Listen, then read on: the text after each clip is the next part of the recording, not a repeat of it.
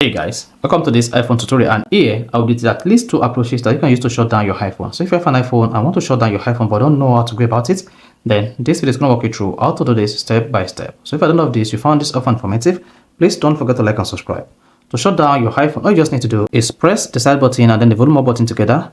If you're using a Face ID iPhone, just like this, and if you're using a Touch ID iPhone, you need to press the side button and then the Touch ID button together at the same time. So doing this together will pop the option to shut down your iPhone. If you slide this now, this is going to shut down your iPhone. So that's one of the ways you can use to shut down your iPhone.